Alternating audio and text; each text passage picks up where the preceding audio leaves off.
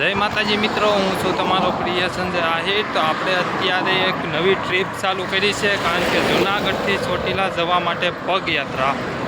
તો અત્યારે હું ચાલીને જઈ રહ્યો છું ચોટીલા જવા માટે, કારણ કે ચોટીલા જવા માટે અત્યારે હું 10 થી 15 કિલોમીટર જેટલો તો ચાલી ગયો, પણ વધારે ચાલું હતું કંઈ કહેવાય નહીં, કારણ કે અત્યારે હું જઈ રહ્યો છું ચોટીલા। કારણ કે કોઈ બી મુસીબત આવે, કારણ કે કોઈ પણ મુશ્કેલી થાય તો એ મેં જરૂરથી આપણે વિડીયોમાં બતાવીશ, કારણ કે મારો વિડીયો તમે અંત સુધી જોતા આવજો। કારણ કે આપણો અત્યારે ફર્સ્ટ ડે છે, પહેલો દિવસ જ છે। હવે કેટલા દિવસ થાય ચોટીલા જવા માટે એ બધા જ હું તમને આમાં વિડીયોના માધ્યમથી તમને બતાવીશ। જરૂરથી મારા વિડીયો અંત સુધી જોતા આવજો, કારણ કે બપોરનો સમય થઈ ગયો છે મિત્રો અત્યારે। કારણ કે રોડ ઉપર ઠંડુ પીવાની ઈચ્છા બહુ જ થઈ છે, કારણ કે આ તડકાનો માહોલ છે। 1:30 વાગી ગયો છે, પણ રોડ ઉપર અત્યારથી ક્યારનો ચાલતો જોઉં છું, પણ કોઈ ઠંડા પીણાવાળો નથી મળતો। હવે આગળ જોઈએ કંઈ હોટલ કે મળે તો આપણે ના જઈને કંઈક ઠંડુ પી લઈએ તો પેટમાં બી શાંતિ થઈ જાય। કારણ કે આ રોડ ઉપર અત્યારે નારિયેળનો હલવોવાળા બહુ જ મળે છે, પણ ઠંડા પીણાવાળા નથી મળતા। એટલે આપણે જરૂર છે અત્યારે તડકાની ઠંડુ પીવાની। ઠંડુ જેટલું પીશું ઠંડુ, કારણ કે આવી યાત્રા કરો અને ઠંડુ પીવામાં એવું રાખવાનું, કારણ કે લીંબુ શરબત ને એવું બધું પીવો તો વધારે તમને સારું રહેશે, એમ પેટ માટે વધારે સારું, કારણ કે પાણીની તરસ ઓછી લાગે। પણ હવે આગળ આપણે જોઈએ, જો કાંઈક ઠંડાવાળો આવી જાય, દુકાન આવી જાય તો ના જઈને ઠંડુ પી લઈશું। કારણ કે મિત્રો અત્યારે બહુ જ ચાલવામાં તકલીફ પડે છે, કારણ કે આ પહેલી પગયાત્રા છે મારી જૂનાગઢથી ચોટીલા જવા માટેની। કારણ કે અત્યારે મુસીબત પણ બહુ આવે છે હાલવામાં, કોઈ વાંધો નહીં, પણ માતાજીની કૃપા છે એટલે આપણે જરૂરથી ચોટીલા પહોંચી જઈશું। તો મિત્રો આપણે જેની રાહ જોઈ રહ્યા છીએ, આપણે ઠંડાનું આવી ગયું છે, એટલે હવે ઠંડુ પી લઈશું। જોઈ શકો છો, જો મિત્રો આપણે અત્યારે લઈ લીધેલું છે।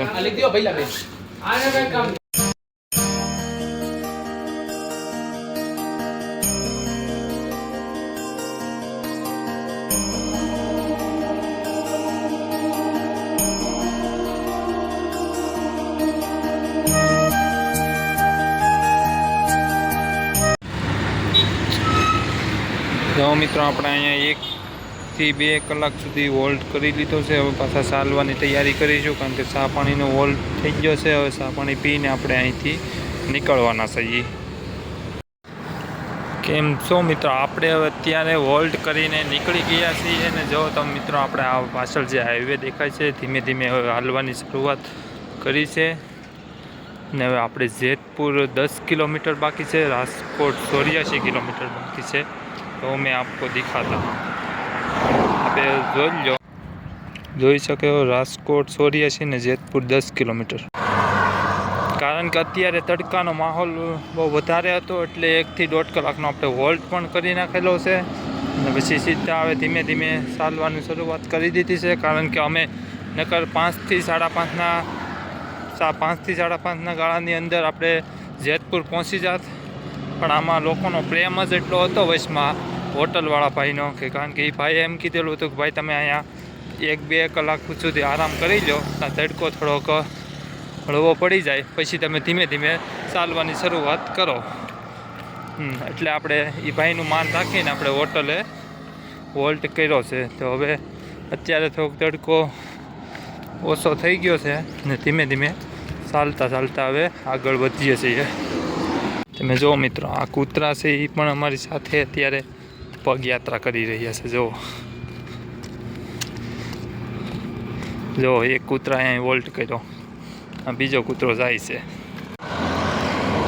અમે જો મિત્રો પગપાળા કરી રહ્યા છે, એ ખાલી આપણે જૂનાગઢથી ચોટીલા ખાલી 150 કિલોમીટરની જ યાત્રા છે। તો આપણે તો માતાજીની કૃપાથી હવે આગળ વધતા રહીશું, કારણ કે આપણે અત્યારે જે છે એ પહેલો દિવસ જ છે। ને હવે આપણે તમને જો મિત્રો વિડીયો ગમે તો લાઈક, શેર અને સબસ્ક્રાઈબ કરી નાખજો, અને કોમેન્ટની અંદર જય સાઉન્ડમાં લખી નાખજો। ને આપણે રોજનું તમને નવું અપડેટ દેતા જઈશું, કારણ કે કાલે નેક્સ્ટ વ્લોગમાં આપણે મળીશું ને તમારા બધાના સપોર્ટથી આપણે આગળ વધીએ છીએ. તો કાલે હવે આપણે નેક્સ્ટ વિડીયોમાં મળીશું અને ફૂલ સપોર્ટ કરજો અને જેમ મને વિડીયોને શેર કરજો.